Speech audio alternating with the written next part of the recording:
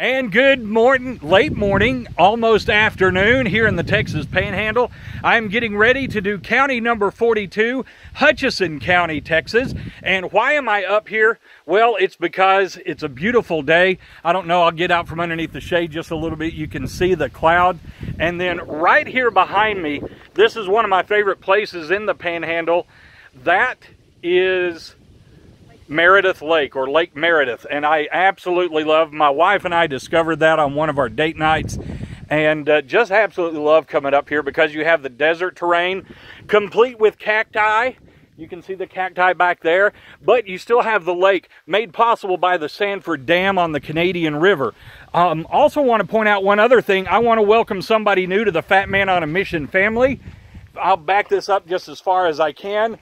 This is my new sponsor, the Ageless Runner, and you can get these shirts. Mine says, as you can see, I'll try to get all of it in the picture, but it says 49, because that's my age, going on 254, the number of counties I'm trying to come across in Texas, and of course, their logo, and I'm trying to do this, as the shirt says, 1 5K at a time, but they make these shirts for any race that you want to go to. If you don't want to just have a finisher's medal, or you're training for a half marathon or a full marathon, these are some great shirts because they'll put your age on there. So like maybe you're 29 going on 13.1, or you're 49 going on 26.2, or whatever it is. Whatever your goal is, they can put that on there, even the name of the race or the event. So if you're a race coordinator, these are a great way to commemorate this or have as something extra. It's also good for runners just to share with each other what we're doing and what our goals are. So big props to the Ageless Runner serving as a sponsor for me and helping me be able to stay out on the trails and on the roadways across Texas. Now, I'm also going to welcome somebody else here with me because this is my, I used to call her my west of the Mississippi daughter. This is my niece, Cassandra Clifton, and she has decided, she's visiting now from the Pacific Northwest. She's up there, is married, and has a husband and starting a life up there. First off, thank you. Absolutely. We're hiking together. There's nothing better. Absolutely. Now, weight is something obviously that I've always dealt with and has always been a challenge for me, but it's something, and I'm going to rotate this a little bit so I can get both of us in, but this is a challenge also that you faced.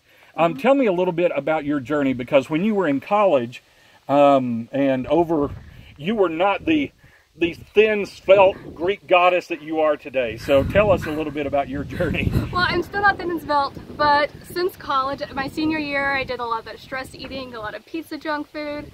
I've lost almost 100 pounds since then. Right here, big ups. But I'm still working on it. My husband and I actually are avid hikers, especially in the summers.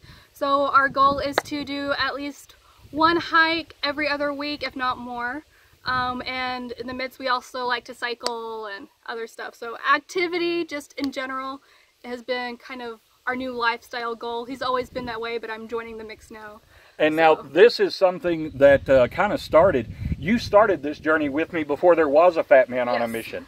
When I first set out to do my first 5K, she thought it was so cool and was so impressed by it that she and her then fiance, Kyle. He wasn't my fiance until that 5K. He proposed on our first 5K with Uncle David. So he's responsible for my marriage, thank you.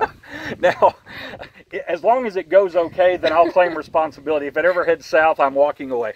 But no, as far as that goes, it was that very first 5K that I did in Tennessee. They couldn't be there, so they did it with me virtually as kind of a show of support. And tell me a little bit about that story. Well, I have to say the first thing is there's a 3-hour time difference between Tennessee and Portland. So his race started at 8. We were up at 4:30 to get ready for it. That's love right there. So we just kind of planned our own route. We didn't, since there wasn't anything official going. And we just started walking in our favorite park nearby. And we're kind of using a Fitbit and kind of a pedometer to keep track of the distance, and we were probably about 3/4 of the way through. There's this little bridge, and he kind of said, let's just stop here and take a break. So I was like, I can use one.